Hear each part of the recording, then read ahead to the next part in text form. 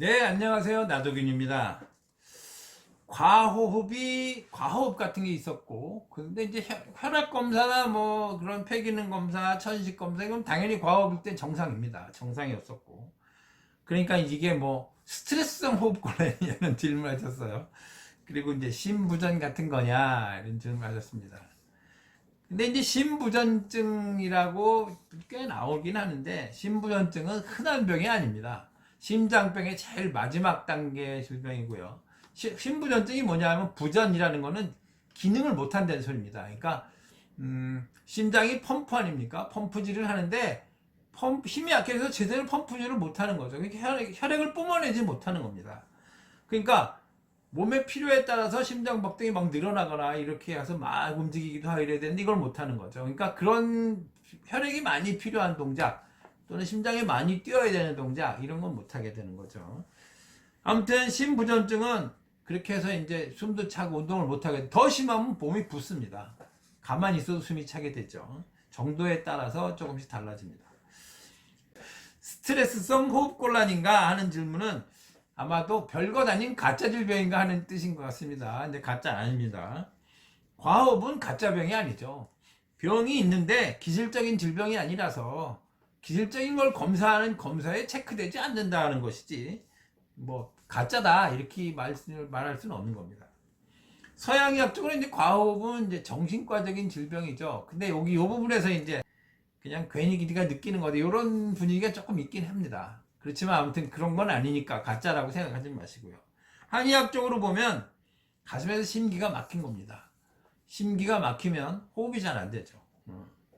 기는 오장육부가 오는 원동력인데, 심장의 기도, 심장도 기로 움직이는 거고, 호흡도 기의 힘으로 하는 겁니다. 그러니까 기가 막히면 심장도 잘 찌지 못해서 불규칙해지고, 또 호흡도 제대로 못해요. 그러니까 호흡도 제대로 안 돼서 깊게 숨이 안 쉬어진다든가 덜 쉬어지는 것 같고 좀 막힌 것 같고 이렇게 됩니다. 게다가 이제 심기는 마음을 포함하고 있어요. 한편으로는. 왜? 그러니까 드라마에도 맨날 나오잖아요. 전하, 심기를 굳건히 하십시오, 이런 말이 나오잖아요, 대사. 그러니까 거기에 마음을 굳게 먹어라, 이런 소리죠. 그러니까 심기라는 건 마음을 포함하고 있어요. 그러니까 불안증, 공황증, 뭐 과업증, 불면증, 우울증 같은 건 서양의학적으로는 정신과적인 질병이지만 한의학적으로는 심기의 병, 즉 심장병입니다. 그 심기가 소모되는 건 그 왜 소모되느냐? 소모되는 원료를 사려과다. 뭐 생각을 너무 많이 한다는 한자 말인데, 아무튼 한의학적으로는 사려과다 때문에 심기가 소모된다. 심기가 소모되면 심기가 허해진다, 이런 거죠.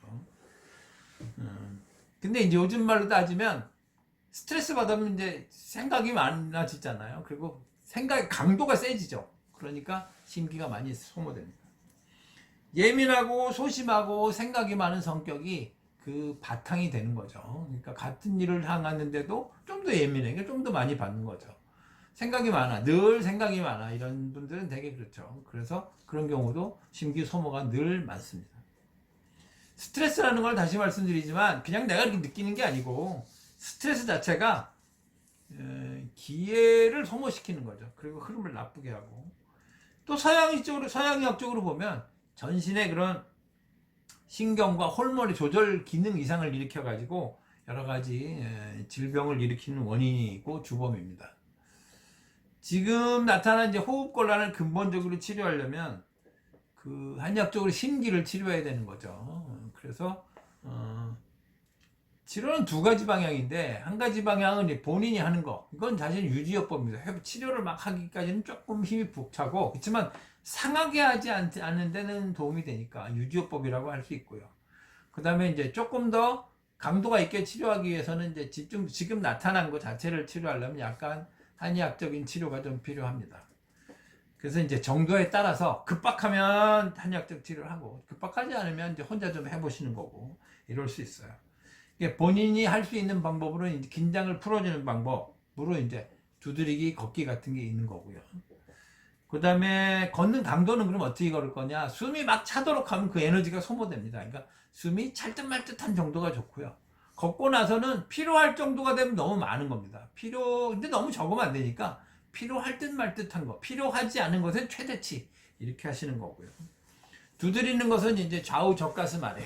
여기 좌우 젖가슴 아래를 두드리는 겁니다. 그러면 여기가 막혔기 때문에 여기가 울려요. 그 울리는 것이 막혀서 울리는 거다. 그러니까 잘 두드리면 많이 풀린다. 이렇게 드릴 수 있겠습니다.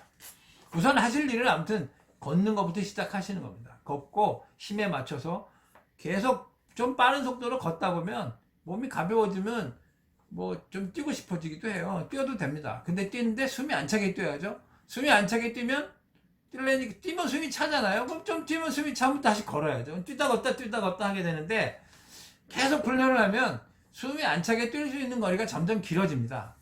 그래서 제가 해보면 10km 뛰어도 숨이 안 차게 뛸 수가 있어요. 근데 10km 뛰면 양이 초과되죠. 그래서 좀 피로해집니다. 그건 계속 뛰면 몸이 상하죠.